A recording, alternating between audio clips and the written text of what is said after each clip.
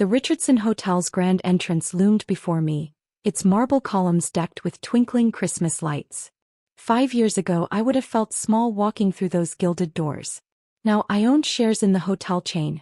Not that my parents knew that. I checked my phone one last time. 3 missed calls from Mom, 2 messages insisting I review the proper etiquette for tonight's Christmas party. The latest one still made my blood boil.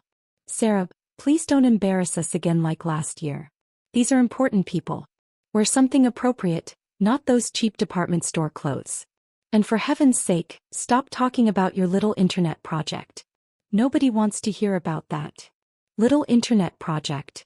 I laughed, sliding my phone into my Hermes handbag. The same brand Mom flaunted at every opportunity, though mine wasn't a knockoff like hers. My little project had just closed its 4th acquisition this year, bringing Apex Digital Solutions' valuation to $2.8 billion. Last week alone, we'd signed contracts worth over $100 million. But my parents didn't know any of that. They still thought I was struggling with a small web design business from my tiny penthouse apartment. I'd kept my success hidden, operating through holding companies and subsidiaries, my name carefully obscured in all public documents. Not out of shame, but because I wanted to succeed without their interference. And maybe, just maybe, I was waiting for the perfect moment to reveal everything. The elevator ride to the ballroom gave me time to recall the journey that led here. 4 years ago, I sat in my parents' living room trying to explain my business plan. A digital transformation company? Dad had scoffed, not even looking up from his newspaper. That's not a real business, Sarah. Real businesses have offices and employees, not some computer program you coded in your bedroom. Mom had chimed in, honey, why not take that job at your father's friend's company? Assistant manager isn't glamorous, but it's stable. You're already 26. You can't keep chasing these fantasies. I'd walked out that day determined to prove them wrong. The first year was brutal. Sleeping on a friend's couch, coding until my eyes burned, pitching to investors who saw only a young woman with unrealistic dreams. But I had something my parents never understood. Vision. While they were stuck in their old-school business mentality, I saw the future. Companies desperately needed digital transformation, but existing solutions were clunky, expensive, and outdated. My platform changed that, offering scalable AI-driven solutions that could adapt to any business size. The first major client came 6 months in, a medium-sized retail chain needing to overhaul their entire digital infrastructure. I delivered in half the time and under budget. Word spread. More clients followed. By year 2 I had 30 employees. Year 3 we crossed $100 million in revenue. Now tech giants were trying to buy us out. The elevator doors opened to holiday music and chattering voices. The ballrooms sparkled with Christmas decorations, crystal chandeliers casting warm light over Seattle's business elite. I spotted my parents immediately, Mom in her red designer dress. Last season's collection, I noted. Dad commanding attention from a small group of men, probably repeating his tired stories about old-school business wisdom. Sarah. Mom's voice carried across the room, her smile not quite reaching her eyes. She hurried over, pearls bouncing against her neck. You're late. And, oh, is that what you're wearing? I smoothed my hand over my custom-tailored Chanel suit. Hello, Mom. Yes, this is what I'm wearing. It's just so severe. How did you even afford? She shook her head, lowering her voice. Never mind. Listen, Mr. Maxwell from Maxwell Industries is coming tonight. Your father's been working on this deal for months. Please don't mention your computer things. If anyone asks, you're in business development. Dad joined us, already looking disappointed. Sarah, you could have at least worn some jewelry. First impressions matter in real business. He emphasized real like he always did when discussing my work. How's the website business? He asked, not waiting for an answer. Thompson's son just made junior partner at his firm. He was asking about you, you know. Never too late to consider a proper career. I bit back a smile, remembering how Thompson's son had pitched his struggling law firm to Apex last month, unaware he was presenting to my company. We'd passed. Their digital infrastructure was too outdated for what we needed. I'm doing fine, Dad, I said, accepting a glass of water from a passing waiter. How's the Maxwell deal going? His chest puffed up. Almost closed. Biggest client of the year for the firm. They need a complete overhaul of their operations, modernization, digital infrastructure. He trailed off, frowning. Not that you'd understand all that. If he only knew that Maxwell Industries had already signed with Apex Digital last week. A $50 million contract that would transform their entire company. I'd led the negotiations myself. The ballroom was filling up now. I recognized most faces, CEOs, investors, board members. Half of them had either worked with my company or tried to acquire it. None knew my connection to my parents, and I'd kept it that way deliberately. Oh God, he's here. Mom grabbed Dad's arm. Richard, Mr. Maxwell just arrived. I turned to watch James Maxwell enter with his entourage. He was younger than most CEOs, forward-thinking, exactly why he'd chosen Apex Digital over traditional consulting firms. My parents rushed to greet him, all practiced smiles and rehearsed pleasantries. I stayed back watching. This was the moment I'd been waiting for, though they didn't know it yet. Mr. Maxwell. Mom's voice dripped honey. We're so honored you could join us. James smiled politely, shaking their hands. Then his eyes scanned the room and landed on me. His face lit up with recognition. Sarah, he called out, walking past my startled parents. Great to see you again, Chief Executive. That proposal you presented last week was brilliant. The board couldn't stop talking about it. The sound of shattering glass punctuated the sudden silence. Dad's champagne flute lay in pieces at his feet, the expensive liquor seeping into his Italian leather shoes. Mom's face had transformed into a mask of confusion and disbelief. Chief Executive, she stammered, her voice barely a whisper. The moment I'd imagined for years was finally here, and it was better than any scenario I'd rehearsed in my head. James continued enthusiastically. Everyone, you won't believe how lucky we are to have Apex Digital Solutions handling our digital transformation. Sarah here is absolutely revolutionary in her approach. The way she's built this company from the ground up into a billion-dollar enterprise. It's unprecedented in the industry. The silence that followed was deafening. Nearby conversations stopped. All eyes turned to us. Mom's perfect makeup couldn't hide her shock. Dad's face had gone from red to white to red again. I took a slow sip of my water, savoring every second of their realization. The truth was finally out, but this was just the beginning. The real storm was about to hit. The next few moments unfolded like a carefully orchestrated symphony of chaos. Dad's mouth opened and closed like a fish out of water, while Mom's perfectly manicured hand clutched her chest, her other frantically reaching for the nearest chair for support. There must be some mistake, Dad finally managed, his voice trembling. Our Sarah, she runs a small website business from her apartment.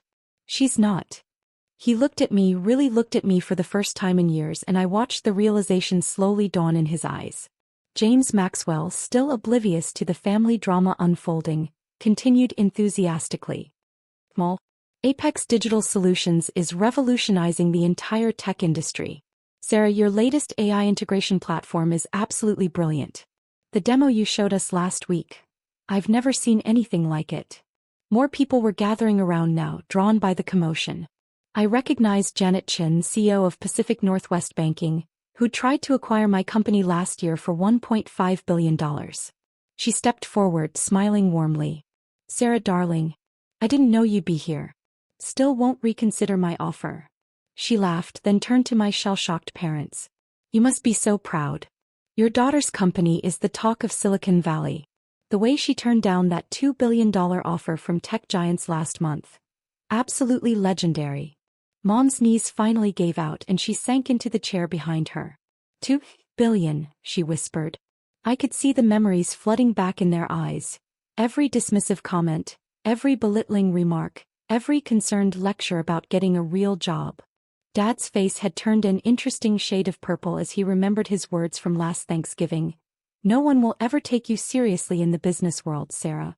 You're just embarrassing yourself. The crowd around us grew larger.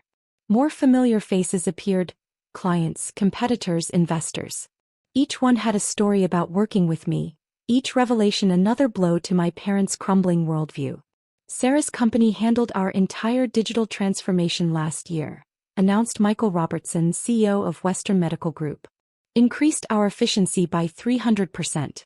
Best investment we've ever made. Remember that charity gala last month? Elizabeth Warner, the tech journalist, chimed in. Sarah's anonymous donation of $10 million to the Children's Technology Education Fund? Finally, we can reveal who our mysterious benefactor was. Dad's tie suddenly seemed too tight as he tugged at it desperately. I could almost see the calculations running through his head. All those times he'd lectured me about financial responsibility while I was quietly building an empire. But your apartment, Mom stammered, grasping at straws. That tiny place. Oh, you mean my office? I smiled. The penthouse apartment is just where I take meetings sometimes. I actually own the building. And the one next to it. And most of this block, actually. The hotel manager chose that moment to hurry over, bowing slightly. Ms. Anderson, is everything all right? Should we open the private dining room for your party? The one you purchased last year. Mom's expensive mascara was starting to run as tears formed in her eyes. Last year, when you said you couldn't afford to contribute to the family vacation. I was a bit busy, I replied calmly, acquiring our biggest competitor and expanding into the European market. The memories seemed to hit them in waves. Dad's face contorted as he remembered every time he'd bragged about his friends' children and their successful corporate jobs. Mom's hands shook as she recalled all the times she tried to set me up with successful men who could take care of me. James Maxwell raised his glass. A toast. To Sarah Anderson, the youngest CEO to make the Fortune 500 list this year. The woman who's redefining digital transformation and showing us old guards how it's done. The room erupted in applause. Glasses clinked. Camera phones appeared. Tomorrow this would be all over the business news. The revelation of the mysterious CEO behind Apex Digital Solutions. But I wasn't done yet. I turned to my parents, my voice carrying clearly through the suddenly quiet room. Mom, Dad, remember last month when your firm was struggling with that pension fund issue? The anonymous investor who stepped in to save the company. I paused, letting it sink in. You're welcome. Dad's knees buckled. A waiter rushed forward with a chair just in time to catch him. All this time, he muttered, all those lectures about business, and you? We're building something bigger than you could imagine? I finished for him. Yes. And that's not even the best part. I nodded to James Maxwell, who grinned and pulled out a folder from his briefcase. Shall we tell them about the merger? The color drained from my parents' faces as they realized what was coming. The room leaned in, eager to hear the news that would reshape the industry. You see, I continued, my voice steady and clear, Maxwell Industries isn't just becoming our client. As of next week, they're becoming part of Apex Digital Solutions. And with them, I paused, looking directly at my father, comes their controlling interest in Anderson and Partners, your firm. The gasps were audible. Dad's law firm, his pride and joy, the business he'd built over 30 years, was about to become a subsidiary of my company. Which means, I smiled, watching the final piece of their world collapse. Starting Monday, I'm not just your daughter anymore. I'm your boss. The silence that followed was absolute. In the distance, a Christmas carol played ironically about joy and peace. I took another sip of my water, wondering if they were finally ready to have a real conversation about business. The next hour passed in a blur of congratulations, business cards, and not-so-subtle acquisition offers. My parents remained frozen in their chairs, looking like elaborate Christmas decorations that had short-circuited. The party continued around them, but they were trapped in their own private nightmare. Or perhaps finally waking up from one. As the crowd thinned, I made my way to their table. The distance felt symbolic, 5 steps that represented 5 years of struggle, determination, and silent triumph. Should we talk? I asked quietly, pulling up a chair. Mom's mascara had created abstract art on her cheeks. Dad's tie hung loose around his neck, his carefully cultivated image of success now as rumpled as his collar. Why didn't you tell us? Mom whispered, her voice barely audible. I laughed, but there was no humor in it. Tell you? Like when I tried to tell you about my first major contract, and you interrupted to talk about Mrs. Henderson's son who'd just made junior partner. Or when I attempted to explain my AI platform, and Dad said I was playing with computers while real business people were working. We were trying to protect you, Dad protested weakly. The business world is harsh. Protect me. I leaned forward. Let me tell you about protection, Dad. Remember Marcus Williams, your golf buddy? He tried to hostile take over my company last year. Called me little girl in the boardroom. Want to know what happened to his company? Dad's face paled further. William's company had mysteriously lost all its major contracts and was now facing bankruptcy. Or how about the Stevens Group? When they tried to steal our encryption technology. I continued. They don't exist anymore. I bought them for pennies on the dollar and redistributed their assets. That was you. Dad's voice cracked. But that was a billion-dollar deal. Actually, that was just a minor acquisition. Last quarter's small print. I sipped my water. While you were telling everyone I was finding myself, with my little computer hobby, I was building an empire. Every time you bragged about someone else's child's success, I was closing deals bigger than their entire careers. Mom's hands trembled as she reached for her purse. The charity gala. The children's hospital wing we couldn't afford to donate to. The Sarah Anderson Technology Center? I smiled.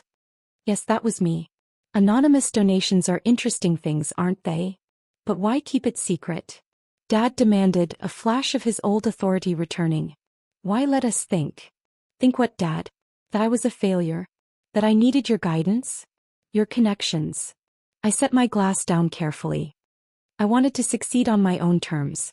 No family name, no connections, no advantages. Just pure merit. And look what happened.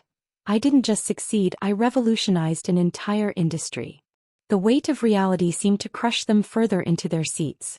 Every dismissive comment, every condescending piece of advice, every missed opportunity to simply listen to their daughter. It all came crashing down. The merger announcement goes public Monday. I continued, my voice professional now. Your firm will undergo a complete digital transformation.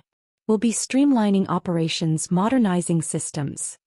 I paused, letting them hear their own words echoed back. All those things you said I wouldn't understand. What happens to us? Dad asked, looking older than I'd ever seen him. That depends, I replied. I'm offering you both a choice. Option 1. Early retirement, generous packages, all benefits maintained. You can play golf, travel, do whatever you've always wanted. Option 2. Stay on but understand that things will change. Dramatically. You'll report to people half your age who understand the future we're building. You'll need to learn, adapt, evolve.